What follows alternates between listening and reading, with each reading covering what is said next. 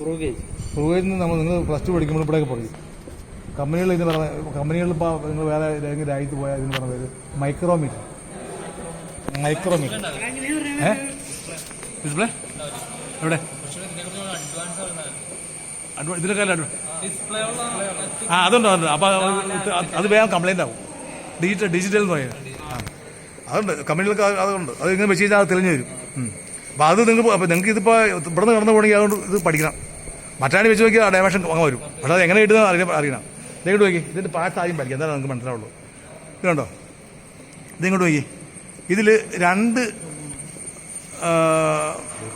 ഇതുണ്ട് രണ്ട് ഡിവിഷൻസ് ഇത് നോക്കി ഇതിൻ്റെ പേരാണ് ഇതെന്താണ് യു പോലെയൊക്കെയുണ്ട് യു ഫ്രെയിം ഇവൻ ആൻവില് ഏതാ ആൻവില് ഈ സാധനം ഇത് ലെഫ്റ്റിക്ക് ഇത് ആൻവില് ഇവൻ എന്നാ ഇവൻ അഖില് ആണോ ഇത് ആൻവിലാണോ അത് കേട്ടോ നിങ്ങള് ഇവന്റെ പേരായിരിക്കും അഖില് ഇത് സ്പിൻഡില് കേട്ടോ അപ്പൊ ആൻവില് സ്പിൻഡില് ഏത്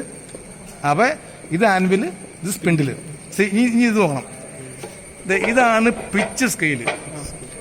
ഇത് നമ്മൾ 0 to 25 മൈക്രോമീറ്റർ പല ഓരോ ഇത് വെച്ചാൽ 0 to 25 25 to 50 പക്ഷേ ഇതിന്റെ ലീസ്റ്റ് കൊണ്ടും കാര്യങ്ങളെല്ലാം സെയിമാണ്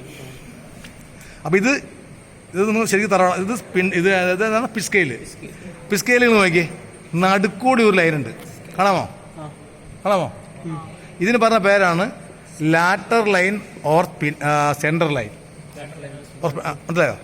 ഇനി ഈ ലാറ്റർ ലൈനിന് മുകളിലുള്ള കുറേ ഡിവിഷൻസ് ഉണ്ട് അതായത് 0,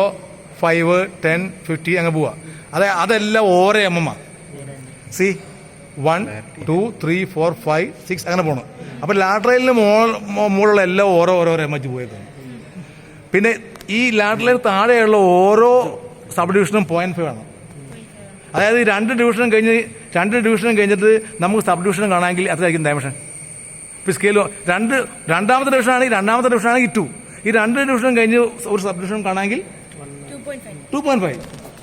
1 കഴിഞ്ഞിട്ട് സബ് ഡിവിഷൻ കാണാമെങ്കിൽ 1.5 അപ്പോൾ അങ്ങനെ അപ്പോൾ അതായത് ആ ഈ മുകളിലുള്ള ഓരോ ഡിവിഷനും കഴിഞ്ഞിട്ട് സബ് ഡിവിഷൻ കാണാമെങ്കിൽ അതേ പ്ലസ് 0.5 അപ്പോൾ നമുക്ക് അപ്പോൾ ഒരു കാര്യം മനസ്സിലായി പിസ്കെയിൽ നമ്മൾ കാണുമ്പോൾ എപ്പോഴും ഒന്നില്ലെങ്കിൽ 0.5 അല്ലെങ്കിൽ 1.5 2 2.5 3 3.5 4 അങ്ങനെ 19.5 20 അങ്ങനെ ആയിരിക്കും മനസ്സിലായോ ഇനി നമുക്ക്